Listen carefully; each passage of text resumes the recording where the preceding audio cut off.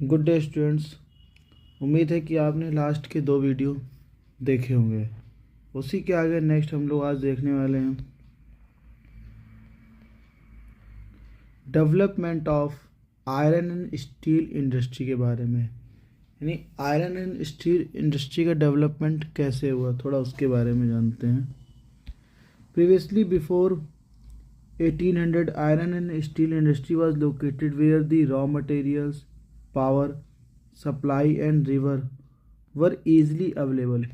यानी 1800 के पहले इंडस्ट्रीज़ वहाँ पर डेवलप होती थी जहाँ पे रॉ मटेरियल्स, पावर सप्लाई और रिवर वाटर ईजिली अवेलेबल हो। लेटर यानी बाद में the ideal location of the industry was near the coal fields and close the canals and railways. यानी कुछ समय के बाद जो इंडस्ट्री लोकेशन की जो आइडियल लोकेशन बन गई वो बन गई कोल फील्ड्स के आसपास, कैनाल्स और रेलवेज के आसपास। फिर उसके बाद after 1950 flat lands near sea port became the ideal places for setting that of that industry due to expansion steel work and that import of iron ore is needed। यानी फिर after 1950 के बाद सी के नियर, सी पोर्ट के आसपास का जो place है वो इंडस्ट्री लोकेशन के लिए सबसे अच्छी जगह बन गई, क्योंकि वहाँ पर स्टील का काम आसानी से हो सकता था, आयरन और आसानी से दूसरी कंट्री से इंपोर्ट कर सकते थे, नीड रहती थी उनकी। Next, in India iron and steel industry had developed due to easy availability of raw material, cheap labor यानी सस्ते लेबरों की जरूरत पड़ती थी, ट्रांसपोर्ट एंड मार्केट, ट्रांसपोर्ट यानी सामान को ले जाने के लिए, एंड मार्केट यानी बेचने के लिए उसको फिर जरूरत पड़ती थी। West Bengal, Jharkhand, Orissa, Chhattisgarh are most of important in the terms of location of iron and steel industry. यानी ये जो स्टेट्स हैं, ये वेस्ट बंगाल, झारखंड, उड़ीसा, छत्तीसगढ़, ये मोस्ट इम्पॉर्टेंट लोकेशंस रहती थी किसी भी इंडस्ट्रीज़ को डेवलपमेंट कराने के लिए, क्योंकि यहाँ रॉ मटेरियल ईजिली अवेलेबल हो जाते थे। Next, are these are rich in all the factor that are necessary for the location of that industry. Therefore, all the important steel producing centers such as Bhilai, Durgapur, Burnpur, Jamshedpur, Raulkela, Bokaro are situated in these 4 states।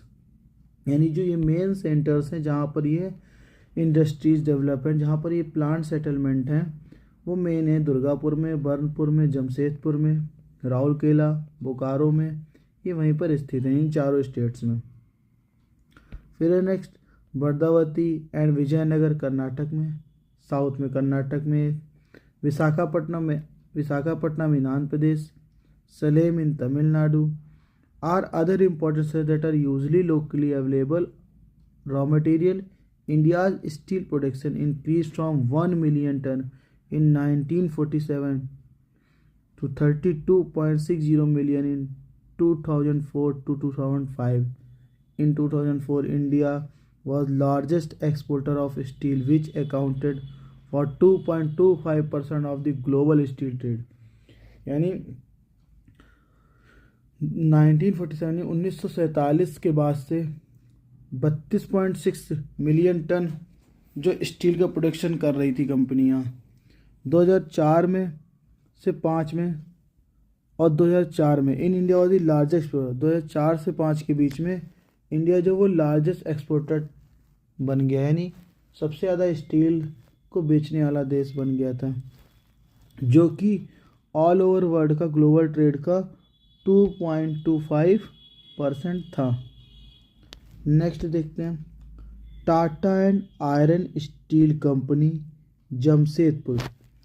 It was established in 1907 at Sakchi near the confluence of river Subarn, Swarnrekha and Karakai। यानी 1907 में साक्षी एक जगह है जहाँ के स्वर्णरेखा और करकई नदी का जो संगम है, वहाँ पर ये company Tata iron company develop हुई, जिसको शॉर्ट फॉर्म में टिस्को के नाम से भी जानते हैं। आगे देखेंगे भी। Tata iron steel company, and it is a that was established before independence and privately owned plant, जो कि ये कंपनी आज़ादी के पहले डेवलप हुई थी, लिखा हुआ है 1907 हुई है। Next, rapid growth record in that company during the first second world war, यानी पहले और दूसरे विश्व युद्ध के दौरान इस कंपनी ने बहुत अच्छी ग्रोथ करी। Due to the industry of the surrounding region of Jamshedpur became the biggest industry, इसी के आसपास जमशेदपुर इंडस्ट्रियल रीजन है, इसी की वजह से ये और ज़्यादा डेवलप हुई है। Next, geographically it is the most conventionally situated iron and steel centres in the country, भौगोलिक तौर पर भी यहाँ पर iron and steel centres develop हैं अच्छे से। Next, the TISCO has given the way set up the several other plants in Jamshedpur, यानी टिस्को कंपनी के रास्ते ही अदर कंट्रीज़ भी आसपास इसके जमशेदपुर में प्लांट लगाया गया और वो डेवलप हुए। The government also took initiative to set up the other industries the country, कुछ गवर्नमेंट ने भी अपनी पहल की और अपने चीज़ों को हेल्प करी।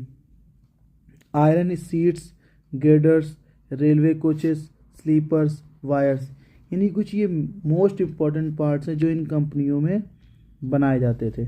Are manufacture in the industrial centres, different industries have been set up manufacture different goods, यानी different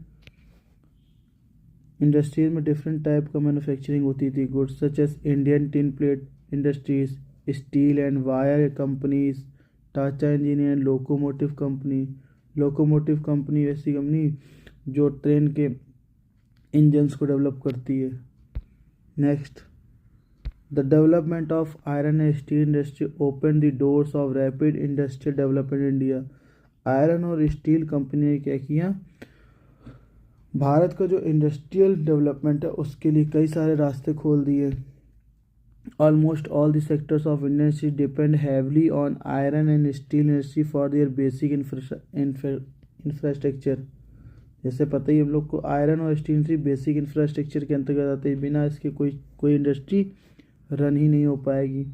the Indian iron and steel industry consist of large integrated steel plant as well mini steel mills. It also includes secondary producers, rolling mills and ancillary industries, यानी इसी industries के अंदर कुछ सब industries भी develop हुई। साक्षी Jamshedpur was chosen to set up steel plant to the several regions. It was close to the iron ore. क्यों develop हुई उसके बारे में, क्योंकि यहाँ पर आयरन और आसानी से मिल सकता था। Coal and manganese deposit as well into Kolkata, जो वहाँ के आसपास कोल जो भी रॉ मटेरियल था वो यहाँ पर आसानी से उपलब्ध था। कोलकाता विच प्रोवाइडेड ए लार्ज मार्केट, आस पास में कोलकाता जो उसके लिए लार्ज मार्केट देता था तुरंत बेचने के लिए। TISCO gets coal and from Jharia, जिसको कोल मिलता था वो झरिया से मिल जाता था। Bokaro, Raniganj and iron ore, ये बोकारो और रानीगंज से उसको आयरन ओर मिल जाता था। Lime stone, Dolemite, manganese and the chromite from Orissa, यानी ये डोलेमाइट, मैग्नीज, क्रोमाइट, आयरन ये उड़ीसा से प्राप्त होते थे और झारखंड से। फॉर ब्लास्ट फर्नेस, यानी भट्टियों के लिए क्वार्टजाइट, सैंड जो भी रेत आती थी वो कम्स फ्रॉम काली माटी से आ जाती थी, एक जगह का नेम है। विच इज़ ओनली 10 किलोमीटर, जो कि वहाँ से केवल 10 किलोमीटर दूर है। Swarnarekha and Kharkai provide fresh water in different purposes. Swarnarekha और करकई जो रिवर्स हैं वो कंपनी के लिए इंडस्ट्री रन कराने के लिए पर्याप्त मात्रा में पानी की आपूर्ति करती थी। Cheap labour is available from eastern, और जो सस्ते लेबर्स की ज़रूरत है वो ईस्टर्न यूपी से, एमपी से, बिहार से एंड उड़ीसा से मिल जाते थे आसानी से। Also government incentives provide adequate capital for its fast development, और जो गवर्नमेंट क्या करती थी, पर्याप्त मात्रा में पूंजी, capital for its fast development, पर्याप्त मात्रा में उस इंडस्ट्री को पैसे देती थी ताकि डेवलपमेंट जो वो क्या हो, फास्ट तरीके से हो सके। नेक्स्ट, इसी तरीके हमको जैसे इंडिया में इंडस्ट्रीज़ का डेवलपमेंट हुआ है, सेम उसी तरीके छोटा सा केस स्टडी टाइप दिया गया, Pittsburgh Youngstown. Means the steel industry as Pittsburgh is an important steel center of USA. जो पिट्सबर्ग है यंगस्टाउन, ये यूएसए का क्या है, एक इम्पॉर्टेंट सेंटर है, steel center. That industries enjoy the good location at Pittsburgh at the located near the Great Lakes region। यानी ये ग्रेट लेक्स जो है झील के आसपास का रीजन है जहाँ पर ये इंडस्ट्री, स्टील इंडस्ट्री जो है वो डेवलप है। कोल is heavily local by the iron ore comes from the iron mines and Minnesota about the 1500 kilometre from Pittsburgh। यानी जो कोल है वहाँ पर आसानी लोकली अवेलेबल है, बट जो आयरन ओर है वो कहाँ से आता है, आयरन माइंस जो मिनीसोटा, जो कि वहाँ से लगभग 1500 किलोमीटर दूर है, कहाँ से, पिट्सबर्ग से। Between these mines Pittsburgh one of the world best routes shipping one ore cheaply the famous great lakes waterway. यानी इन दो चीज़ों के द्वारा यहाँ पर ट्रांसपोर्टेशन होता है, शिप के द्वारा और ग्रेट लेक वाटरवे के थ्रू, सस्ता है जो। Trains carry the ore from the Great Lakes और द पिट्सबर्ग एरिया। ट्रेन जो है वो रॉ मटेरियल को लेके आती हैं। The Ohio Monongahela and Allegheny rivers, ये दो रिवर्स हैं यहाँ की जो प्रोवाइड एडिक्वेट वाटर सप्लाई, पर्याप्त मात्रा में कंपनी को वाटर देती हैं। Most of the large steel mills are located in the valleys of the Monongahela and Allegheny rivers above the Pittsburgh along into the Ohio river below it. यानी इन दो नदियों के ऊपर एक प्लांट लगा हुआ है जो कि finished steel is transported to the market through both land and water routes. जो फिनिश्ड स्टील यानी कंप्लीट होने के बाद प्रोडक्ट जो है वो मार्केट में ट्रांसपोर्ट हो जाता है लैंड और वाटर रूट्स के थ्रू, लैंड रूट्स के थ्रू भी और वाटर रूट्स के through. The Pittsburgh area has many factories, यानी पिट्सबर्ग यानी पूरा एक रीजन है, यहाँ पर आसपास बहुत सारी फैक्ट्रीज हैं। Other than steel mills that use steel as their raw material to make many different products such as railroad equipments heavy machinery and rails. Pittsburgh यहाँ पर कई सारी फैक्ट्रीज हैं, रेल रोड इक्विपमेंट्स बनते हैं, heavy machinery की भी use होता है। नेक्स्ट, कॉटन टेक्सटाइल इंडस्ट्रीज़ के बारे में देखते हैं। Weaving cloth from yarn is ancient art, यानी जो बुनने की तकनीक है वो हमारी एक प्राचीन तकनीक है। The textile industries can be divided into two parts on the basis of development. ये डेवलपमेंट के अकॉर्डिंग टेक्सटाइल इंडस्ट्री को टू पार्ट में डिवाइड किया गया है।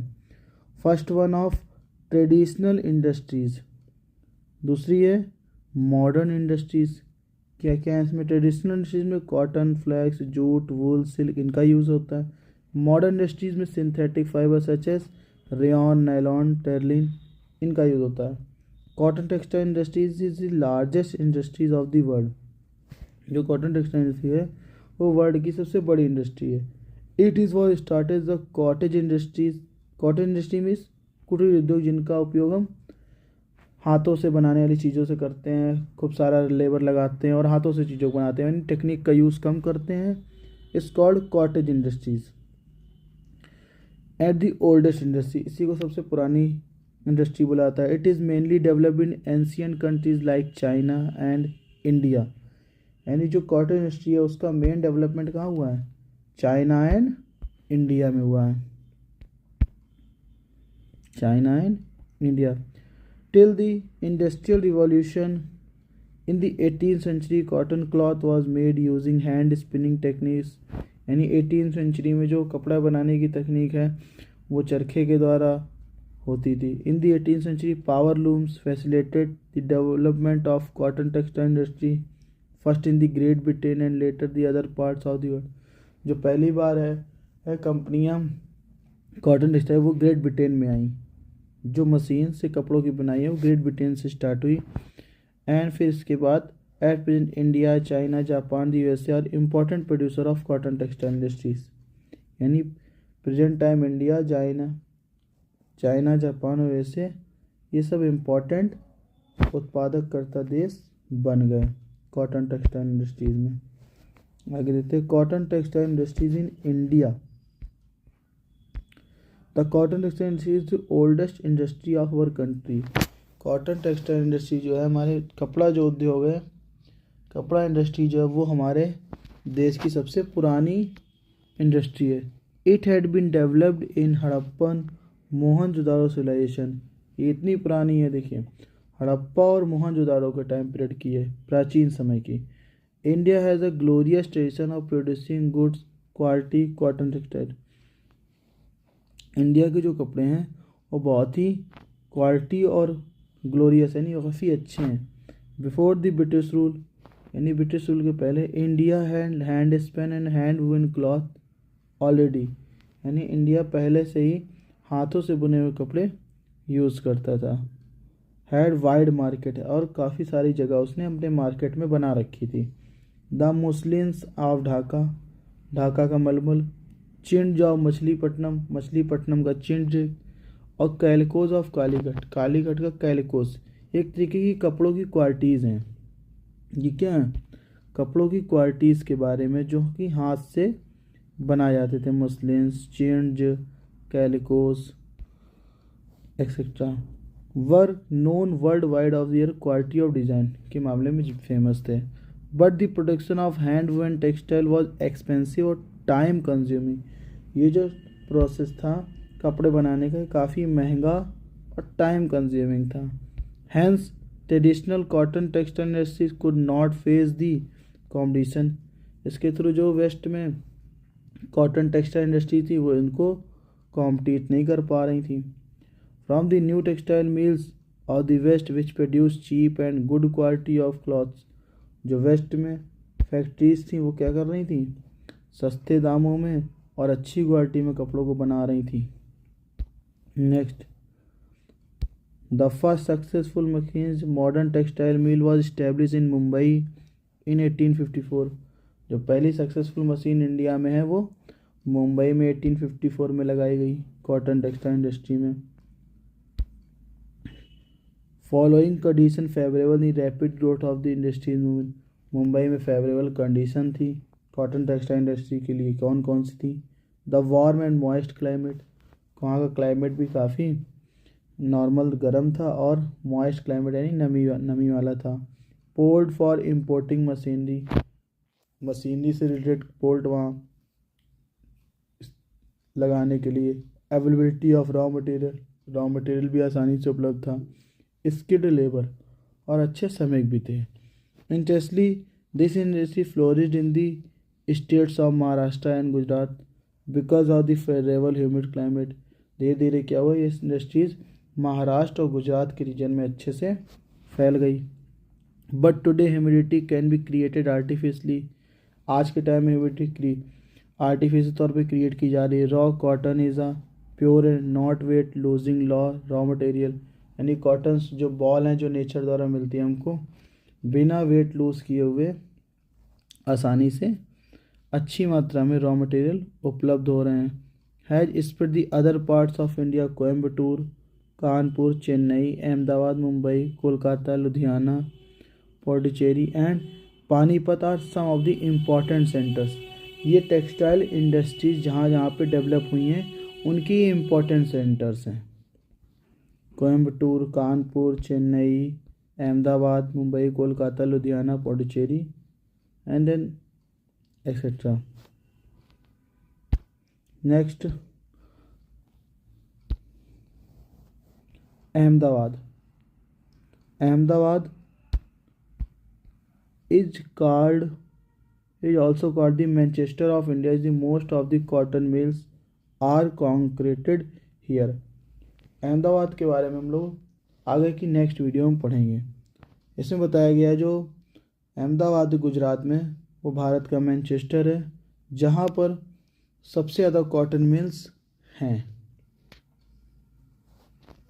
Thank you so much watching this video.